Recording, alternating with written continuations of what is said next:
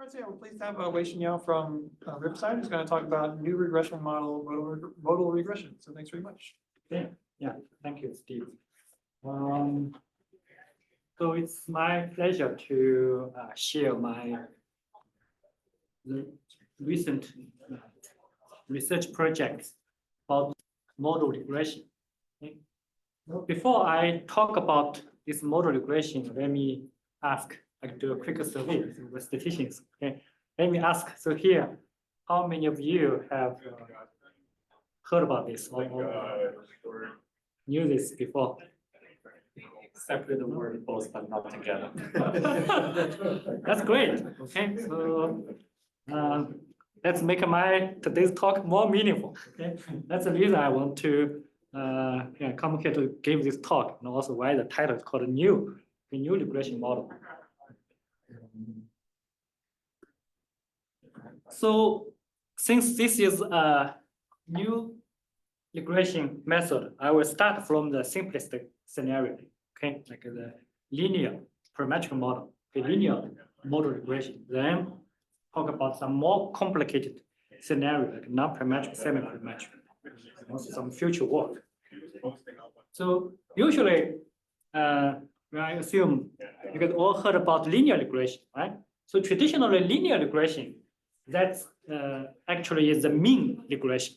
Okay, so by default, the regression we are talking about is the mean regression, means we are interested in estimating the mean of response given predictors.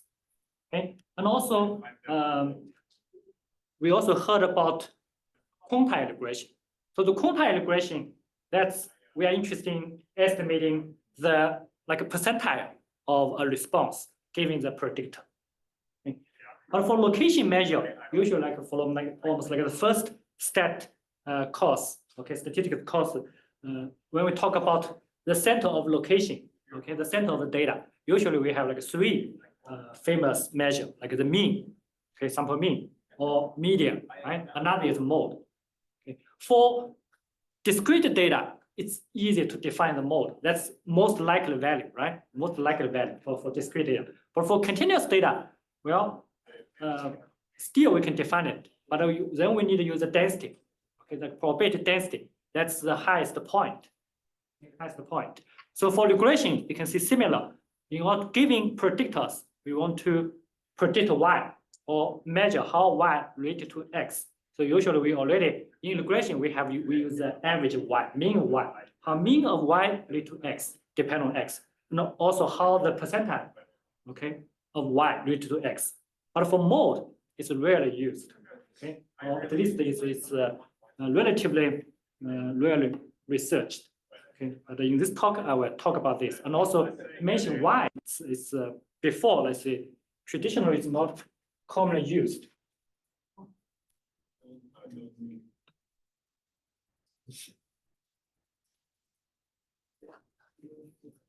So first, I was starting from the linear model regression. Okay, linear model regression. Here, for discrete data, I already mentioned we can have the mean, like for location, and also for the we have the median or quantile. That's commonly used. But for mode, so usually we need a density estimation first. Okay, given the data, but in order to estimate the density, the most commonly used estimation, for example, the non-parametric method is a kernel density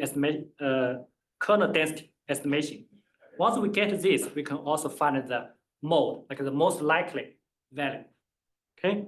Now, here I use a graph to show you the difference, right? So that's easy. Okay, the difference of the three measures. For regression, I also mentioned traditionally when we talk about regression, that's a mean regression. So giving y or giving x, how to estimate y. So there's the parametric method and the non-parametric method. And also we have quantile regression, right? So we estimated the percentile of y, how this depends on x. In statistics, in regression literature, we also like robust regression. The robust regression technically is still a mean regression. They are still targeting the mean regression, but they try to get a robust estimation of mean regression. Okay?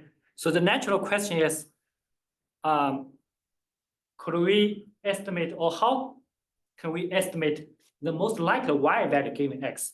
So later I will also talk about why this is also very important practically. Okay. And the one main reason this the mode, okay, is not too much research about that. Is mainly the computational difficulty. Okay, I will explain. Well, here first let me give you the formal definition of modal regression. So suppose this is a conditional density of y given x. The modal regression is defined as giving any x, the f is a conditional density. Okay, if defined as the most likely y value. Okay, giving any x, that's the most likely y value. That's the modal regression. Traditional method, okay, one naive or simple idea is, well, we estimate this conditional density non-parametrically. So one way is use the kernel density estimation. Well, this is joint density divided by the conditional up by the fx, right? So for the joint density, we can still use the kernel. Okay, we can still use the kernel density estimation. Okay, then you can estimate the mode. So this divided by fx, you will get the mode, right? Once you have joint, you can easily get the conditional. But for this method, you can see one drawback. So why this is difficult to apply practically? Okay, so one main challenge is if x is multivariate. Okay, it don't need to be too high, even like a 5 dimension. It's very rarely used. Such like a kernel method is very rarely used for, let's say, more than 3 dimensions. Usually in the R package, majority of paper, when you see the kernel density estimation, they use like 1 dimension, 2 dimension. Okay, very rarely we go to like a 5 dimension. Okay, because for kernel, you need to use the local data. Okay, local data. If dimension is large, locally we won't have enough data. So that's the curse of dimensionality.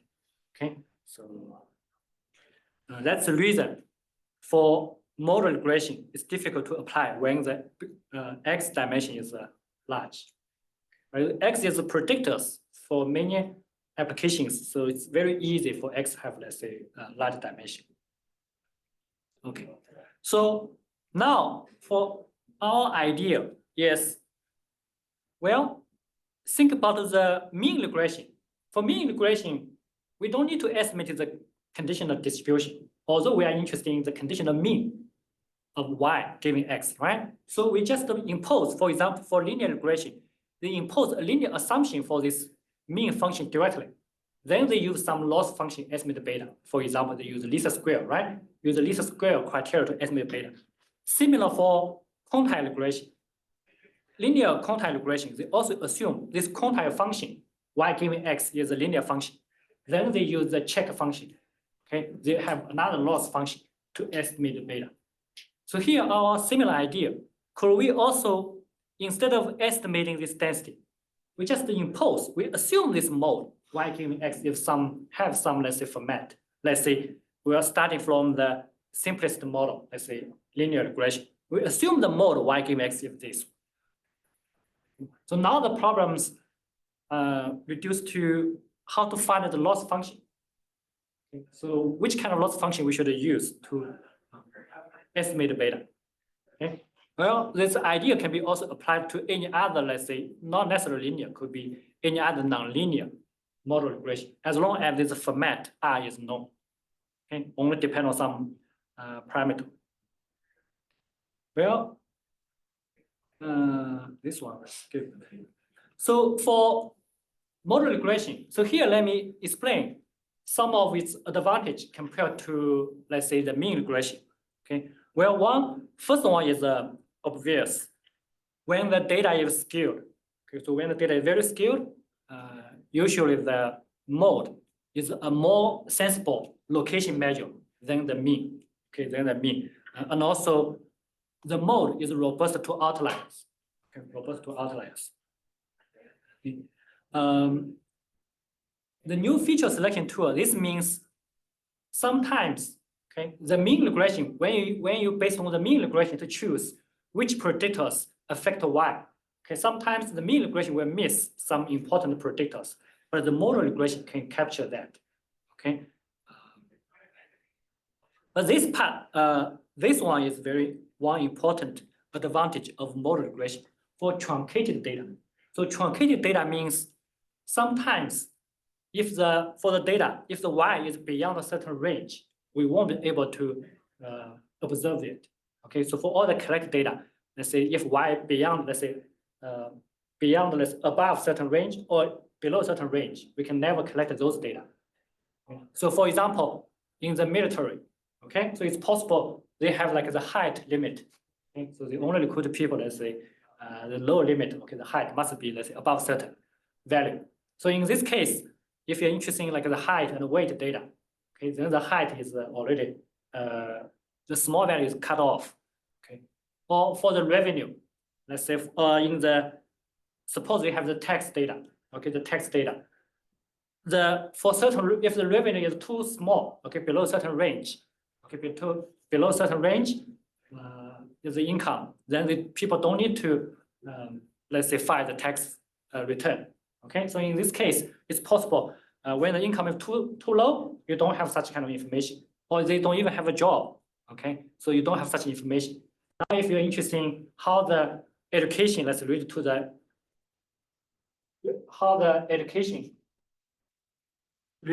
income. Okay, so in this case, for those tax income data, you don't have the data if the income is too low. Okay, so this is kind of like a truncated data. When you only have, or some data maybe like due to the equipment. If the value too small, you cannot observe it. Okay, for truncated data, think about for the mean. Both mean and the quantile will be affected by will be biased if you based on the observed data. If you try to estimate the population mean or quantile. If the data is truncated, then the estimation will be biased. Okay, but the mode will not change. You can see as long as you do not truncate the mode, okay, the most likely value is still the same.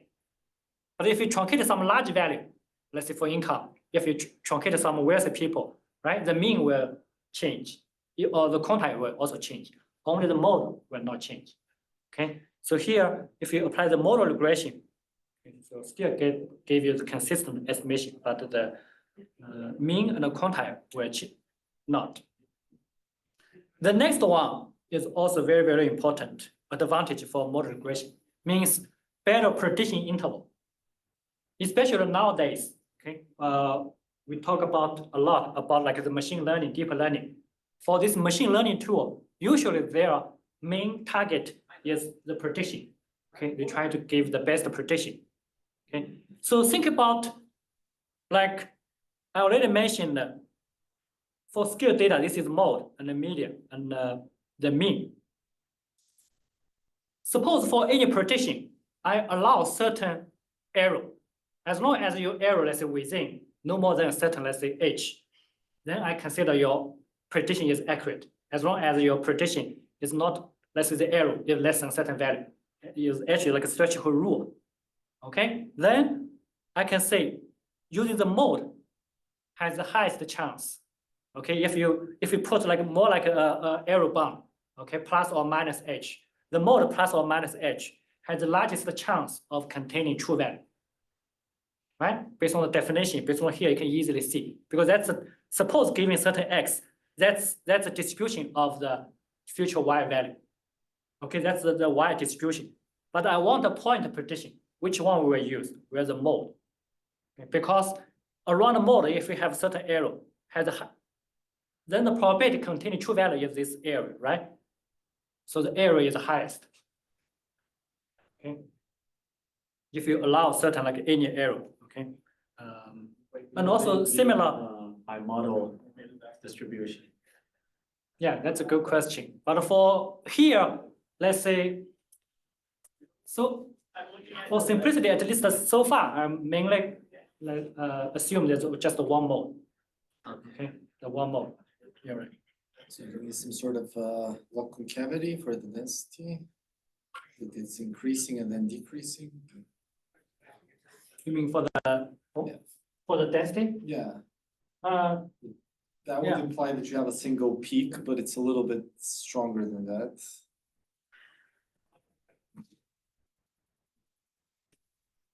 No, I only assume the density just have one mode. Don't need like the, Because you can imagine Okay. something that's decaying, but it's oscillating like a sine. but if it's oscillated, then you have multiple modes, right? Okay, so that's, okay, so one mode is actually unimodule, basically. Yeah, it's unimode. And then But- that's equivalent to log concave, but that's fine. Yeah, you're right, you're right. But actually, if you do have more than one mode, well, it depends. If you have, let's say, you can still define it as this way, like a most likely value, it's okay. Just have some computational difficulty, but you can still, if you can locate multiple modes, you still can, let's say, define as the highest mode as your target. Okay, then you still have this like property. That mode, if you plus or minus a certain error, have the highest chance containing true value. Okay, even there are multiple modes. But just numerically, it's not that easy to say, let's say, how can you be sure you can find the highest mode, right? Because you will be trapped in local modes.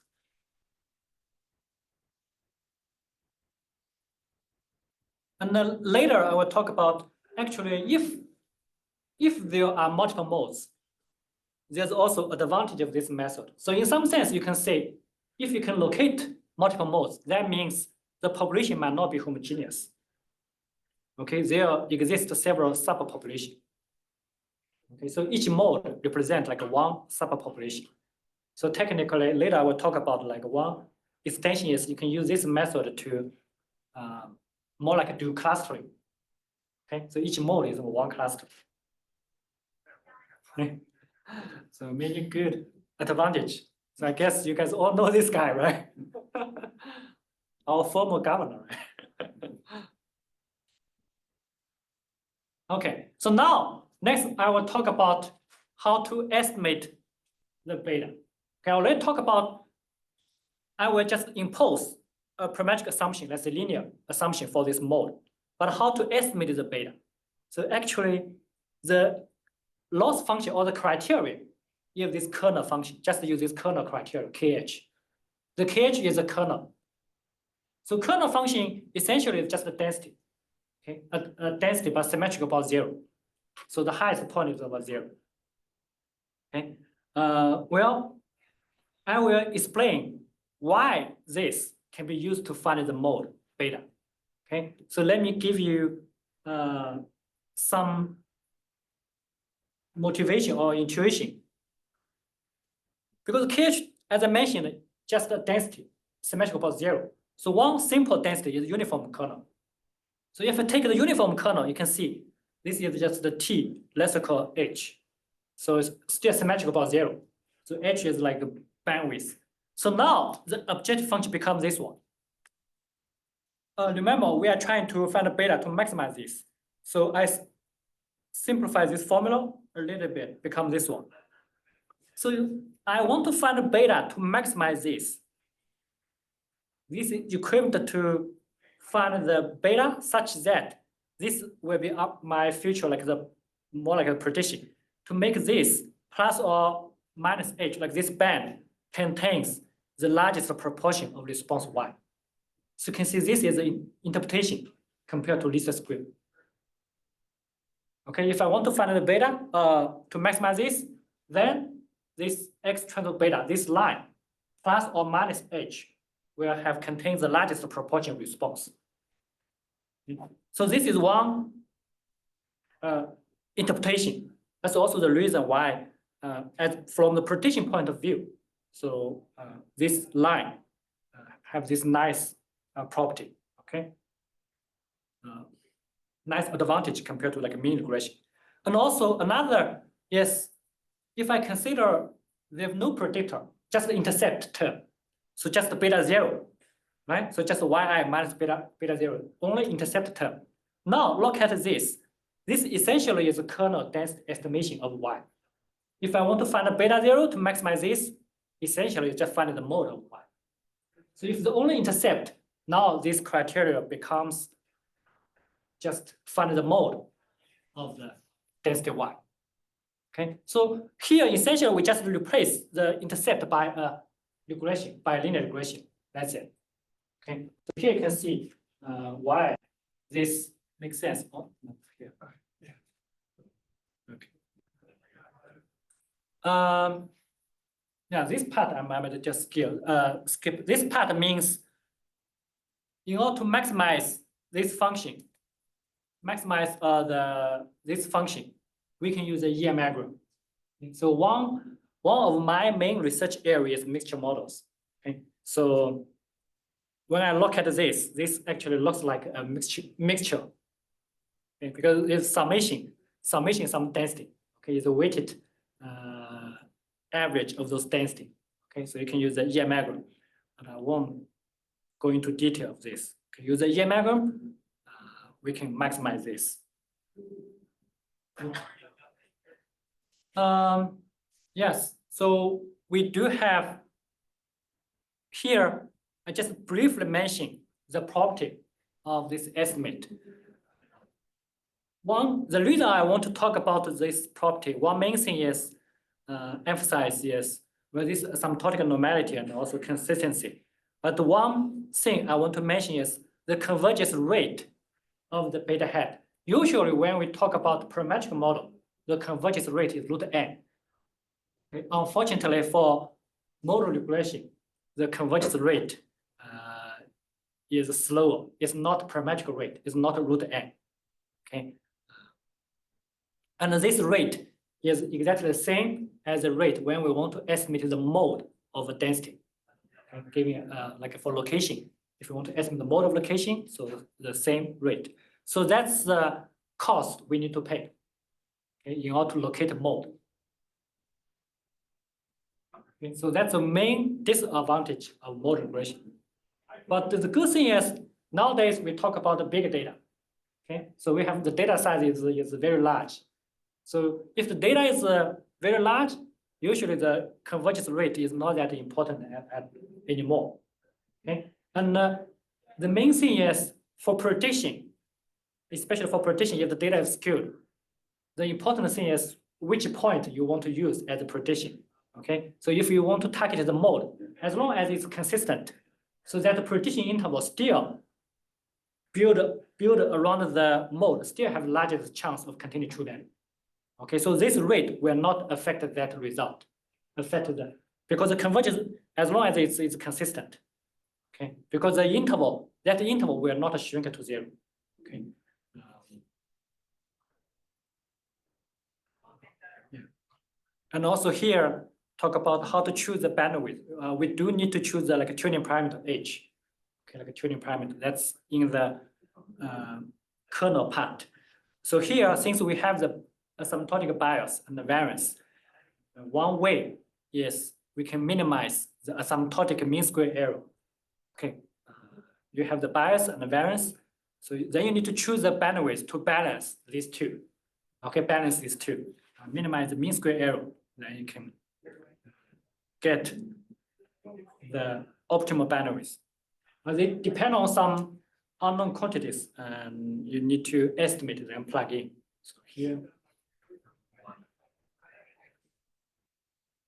The next, I want to use a real data to explain, to illustrate, like compare the modal regression with some other regression method. So this is like forest fire data. We're in California. We know we have lots of like forest fire, right? Lots of fires. The response is the total burned data. Okay, and also this data set contains lots of outliers, and also positively skewed. Okay, so it's right skewed, and we have the predictors like temperature and the humidity and the wind speed, also outside rain. So in California, here you can see the very dry, and also we have high speed, like wind speed, right? So they all can make the fire very wide. So our objective is we want to see how the burn area depends on those predictors. Okay.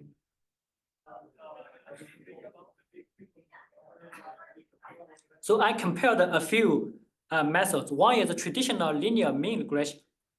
Okay, so this mean regression uses the least square. And also I include the linear median regression.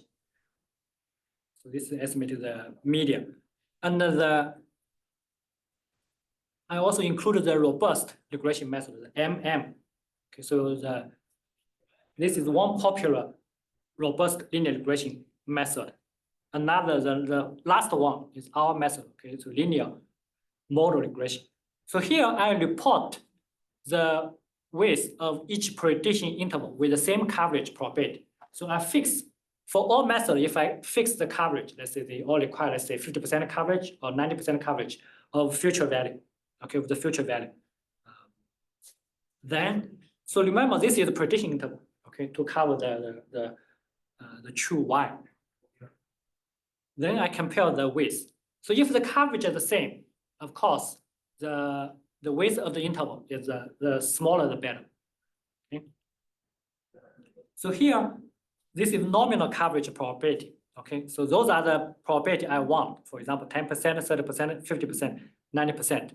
And those are the four methods. The last one is ours. And here you can see there is a width. Okay. When the probability, so first of all, you can see the least square is the worst because in the bracket, that's the true that's the percentage of the actual coverage because those are the coverage I want. But I can also calculate. I use the testing data. Okay, I have training data, testing data. I can calculate the actual coverage. But for all those, the interval they all have good coverage, like they can reach the nominal coverage probability. But the least square is the widest. Okay, so the robust method, like robust or median, is shorter. Okay, but our method is way shorter.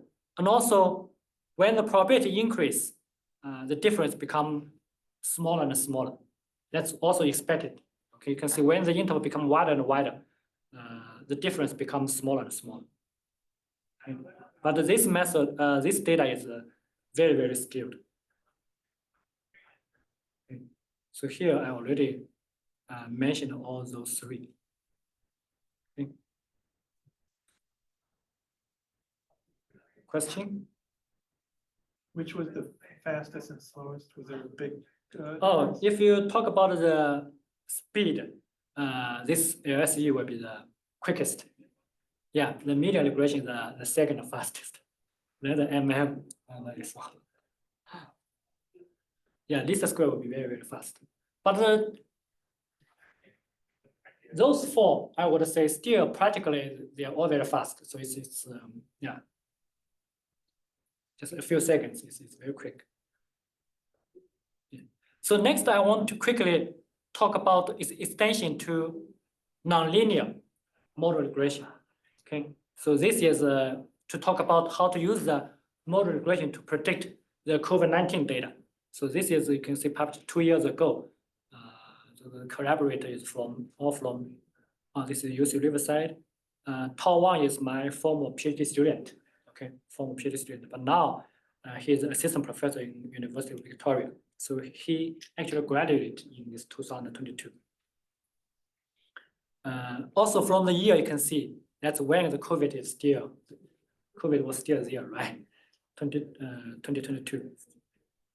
Okay, and but this model is non-linear model. We model the log y. The y is so here the y is daily deaths or cases. So we consider both scenarios. Okay, the new cases and the deaths. Okay, so we take the log, and here the t is like a time. Okay, and the y t minus 1 is the lag variable. Okay, so here you can see the model a little bit complicated. Okay, I don't have good interpretation for this model, but this model we borrowed from the literature. Okay, so it's already published by some other researchers in other fields. Okay, they use this model, but they use a mean regression. So they based on some like a physical, they have some like a physical interpretation why this model is reasonable, and then they use a least square to get the parameters and do the prediction. So here, Why call this a nonlinear model? oh, good question. The nonlinear is mainly the parameter. Whether the parameter show up linear. This beta is linear, alpha is also linear, eta is also linear, but this delta is not linear. Except that the delta is linear in the parameters, right? Yes. Mainly if say whether the parameter is linear or not. Yeah, show up linear or not. Okay. If they know this term, still is like linear. Yeah, that's what I'm thinking. Yes, you're right. Okay. So here the main difference is, yeah, we just replace least square with the kernel. So use the modal regression. Now we estimate the most likely value. And also this is time series data. So all the results are proved for time series data. Okay. So here the data are collected from, you can see the January 22, August 23. Okay. So maybe we started doing this research maybe around the 2020. Okay. And the last The model seems to capture monotone patterns over time. With log t predictor and t to the power of delta.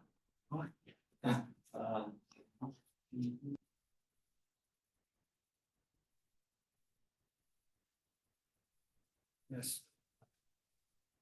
So the last, Delta is positive here? yes, I believe so. And here the last 20 days are testing data. Okay, so we use the last 20 days as testing data to compare to see the accuracy of different methods. So we also compared the mode using the mode method. So those two are both mode, but one is new cases as a response. This is called new deaths. Use the deaths as a response. And also this middle two column is like a mean. The mean regression also have cases deaths. So we use the cases as a response or deaths as response. And the last two as a median. Okay, so we have three methods like the mode, median, mean.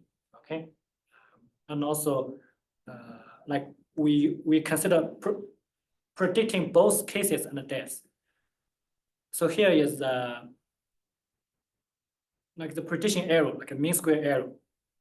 Okay, so the smaller, the better. We also, the mean square error, we also calculated for each scenario, we calculate both the mean square error and also MAP. That's the mean absolute. This is, I think it's a percentage error. We divide like the yi minus yi hat, but also divided by yi. Okay, so like relatively percentage error. So we bold the cases which are smallest, like for each row. Okay, so we bold the smallest. Okay, so here you can see most of the bold data are here in the mode case, but some of them are in, let's say, in the median. Okay, some like bold cases, but the majority are in the mode area. Okay.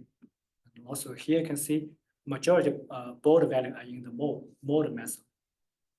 A few of them in the median.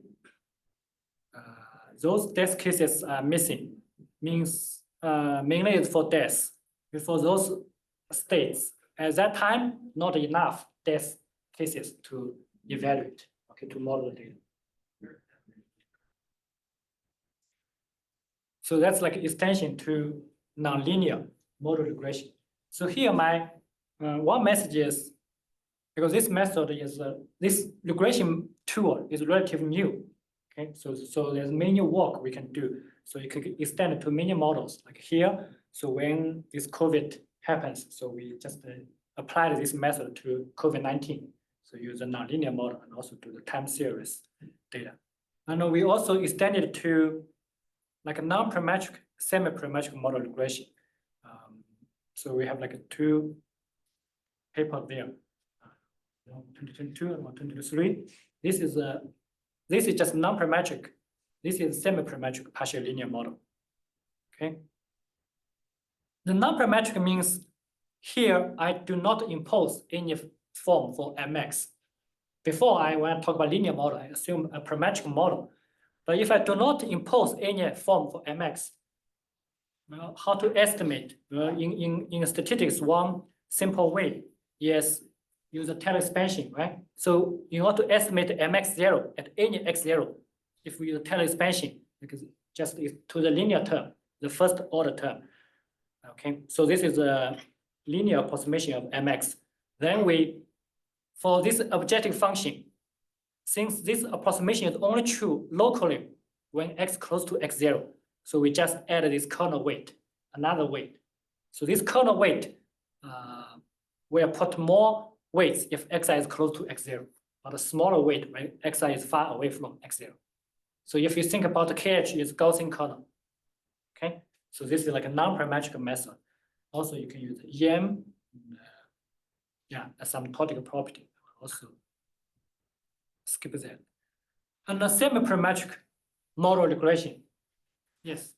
That kernel you added in front, that would cause a curse of dimensionality when the dimension is high, right? You're right. That's very good comments. You're right.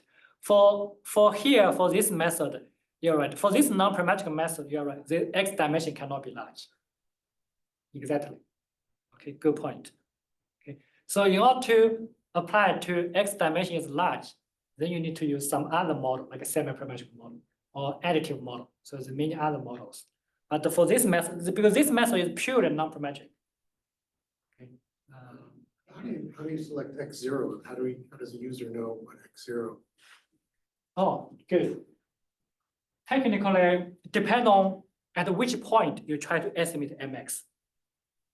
Okay, this means at any x0, if you're interested in estimating mx0, that's how you to do it.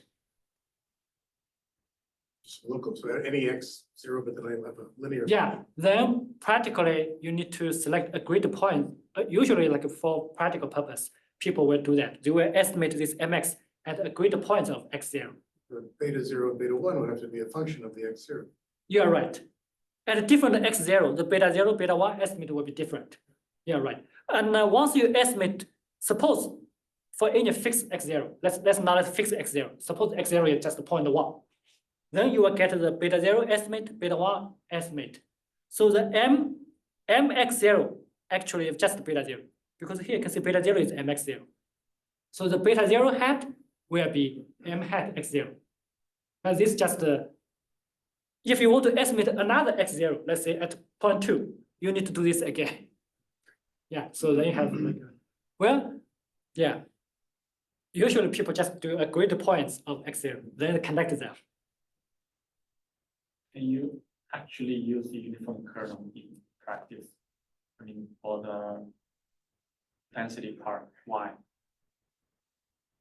People rarely use that because uniform kernel. Yeah, I mean, because they are maximizing. Yeah, right. Yeah, right. So it's not well defined or. Yeah, right. Uniform kernel is before I explain to you in the slides. Yes, I use it to explain the idea, like the x transpose beta plus or minus h contains the largest proportion of y. So it's easy for interpretation, but for computational simplicity, usually the kernel is like a continuous. Otherwise, if you have this kind of truncated, the numerical is not easy because the derivative at that point is numerical is not stable.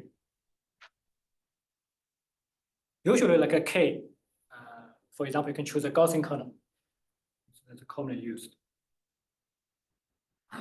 Yeah, student ask if the x dimension is large. I assume you are students, right? Yeah, okay, yeah, okay. So you're right. Before the x dimension cannot be too large. So here, if there's multiple, let's say x dimension is a multivariate, usually we can use, let's say, semi-parametric model. So here is one scenario, like a semi-parametric model. You have the x, z, and the u. So here, for example, the u is called index. More, for example, the u might be t, might be time. So this is called a very coefficient partial linear model. So here, first of all, I will explain this is called a very coefficient. Some students might not have heard about that. Very coefficient means more like an extension of linear regression. For linear regression, the beta, for example, like this part is linear regression part, the beta is constant. But when the u, for example, maybe like t, time. or spatial data. So U might be location. So we allow, so this Gj is more like the coefficient of Xij, but the coefficient is a function of U, like an index. So I allow the regression coefficients can change over time or change over location. So this is model is very useful when the data is collected over time. So sometimes if the data collected over time, okay, sometimes people might want to know how the relationship between X and Y, this relationship change over time. Okay, so a lot of the beta is a function of T. Okay, or maybe we collect data over different location. So they allow the regression coefficients change over T. So the U might be T or location. Okay, so this part, the GJU will be totally non-parametric. And this part is linear. Okay, linear part. So this is called a partial linear, a semi-parametric model. You have both non-parametric part and the parametric part. The U is just usually like is, I say, for example, one dimension. And this model is very general. Okay, for example, if this part disappear, X equals 0 is a linear model regression. So it's special case of this one. Or if X only just equal 1, then this is called a partial linear model because this GJU is non-parametric and this is linear, partial linear model. Or if we don't have this Z part, that's called a very coefficient model regression. Okay, so all different scenario. You have special case of this one. Okay. Yes. Here, let me also use one real data to explain, okay, to compare the, illustrate this method. This is a healthcare expenditure data. Okay, so we have 500 patients from the United States National Center. So the response data is total healthcare expenditure. And the predictor, for example, are the race, smoke, poverty, like and insurance, medication, and age, etc. And for this data, also a small percentage of subject have very high value. So it's also the data is very skewed, okay, high skewed. And the model we use is more like a very coefficient model. The U, like the index is age. So we want to also want to know. So the X is all those predictors, except the age. Okay, but we want to know how the relationship between the medical expense and the predictors, how those relationships change over different age. Okay, like for the kids, for the adults, and or for later age. Okay, so whether the relationship will change over different age. And then the method we compared the local linear estimate. This is mean, a mean regression estimate, and also the local M estimate. That's a robust estimation and local median regression. So this is used to estimate the median Y given X. So the last one is a new method. Okay, so estimate the mode. So here the model is same, just a different method to estimate the value. In order to compare different methods, so we compare their prediction performance. Okay, so we also use some like a testing data. So for example, we can use the cross validation. Okay, so leave out some data as prediction data. Okay, so we want to try to compare for all those models to see which model has the best prediction performance. Okay, so we use two methods to create the testing data. One is a cross validation, right? So we not just divide the data into like default, for example, 10-fold, right? So each time we leave one fold. And also we use a Monte Carlo cross validation. Monte Carlo cross validation is more like a random. Okay, we randomly select, let's say, 10% of data as a testing. So we do it many times. And we compare the median of squared prediction error. So here you can see we use a 5-fold CV cross validation, 10-fold, and also we consider the Monte Carlo cross validation, do 50 times, 100 times. So those are the prediction error. So the smaller, the better. Okay, the smaller, the better. So those middle two middle two are the robust. One is the robust, one is the medium. Okay, medium. For both of them, the robust method is better than the least square, than the mean regression. Okay. So usually if the data is skewed or when the data contains some high, like outliers, so the robust method will be better, have better prediction performance than the mean regression. But the last one is a mode. Here you can see the prediction performance for modal regression is also much better than the other three. Okay. So you can see the value is also smaller across all different cross validation. Yeah. So that's last method. So here, as I mentioned, this model, this whole tool, regression tool is relatively new. Okay, so even like the non-parametric method is, we just only published like 1 or 2 years ago. Okay, there's still lots of work can be done. Okay, so one is choose the bandwidth. Okay, so choose the tuning parameter. For modal regression, still this is a challenging task.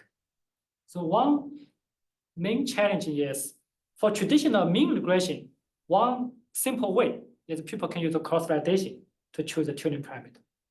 But for modal regression, well, at least I think it's not easy to use a cross-validation. Because cross-validation, they use the least square criteria. So now should we replace this square criteria by some other criteria? If we buy the kernel, then the kernel also have tuning parameter H. Okay, so now it is one main thing is how to use, let's say, cross-validation to choose the tuning parameter, or any other better ways. Also, let's say if the X dimension is really high, how to do variable selection to choose, let's say, important predictor, okay, for the Y, or even, let's say, we only studied like independent data, so people might also do model regression for like a functional data or some missing data, okay, or time series survival data, spatial data. Okay, so you can see for different type of data, okay, so you can apply this model regression or different models, you can do that. Okay, another is the model regression for deep learning. Okay, so currently, like one of my PhD students is working on this because currently the neural network method, okay, technically neural network is also targeting mean regression because the criteria they use is also least square. So the neural network is still trying to estimate the mean of Y given predictors. Okay. So here we can also use the neural network method to estimate the most likely Y value given X. So in this case, then the prediction will be more meaningful if the data is skewed. Okay, if data is skewed. And the last one is to like the future work is when there are multiple modes. When there are multiple modes. So when there are multiple modes, essentially this also implies the population, as I mentioned before, the population might not be homogeneous. There exists several subpopulations. So here I use two like simulated data to illustrate the possible extension this to the multiple modes. For example, here in the population, there might be like two subpopulation. Each subpopulation have different like a linear relationship. Okay, so then use a linear model regression. So those two, if you just based on one, even for this kind of data, you can see the mean regression still won't work well. Because for traditional mean regression, you will get just the least square criteria, will only get this line, solid line, right? So this solid line will not tell us the whole story about the structure of the data, right? You might even think the X and Y is not that related.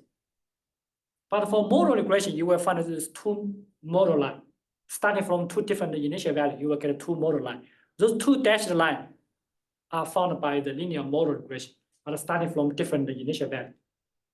Okay, so now you can tell us if you, let's say, found two different lines, so that means there might be, the population is not homogeneous, you have two more.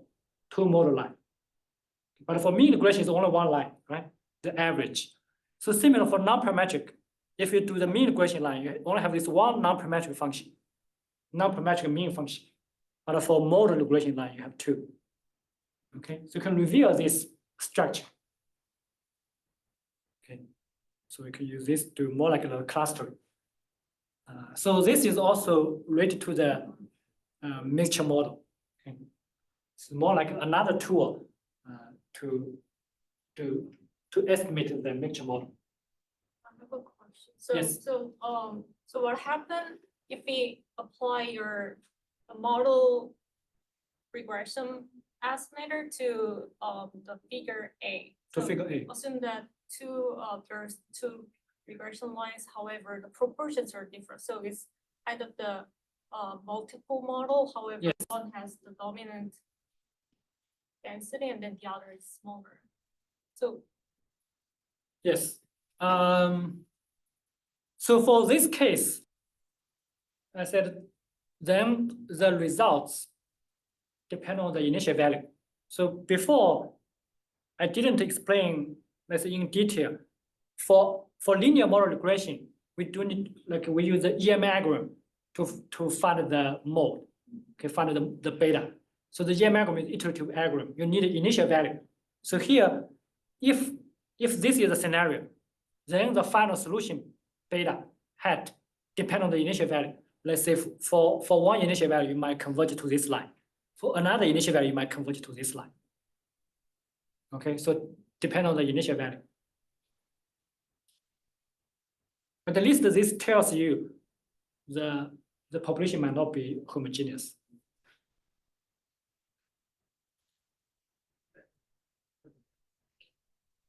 Okay. Oh, yeah, talk about the mixture model. Yeah, do you have my newly published like a mixture model book? Okay, this is my just published this May advertisement. Okay, so these are our reference. Yeah, thank you.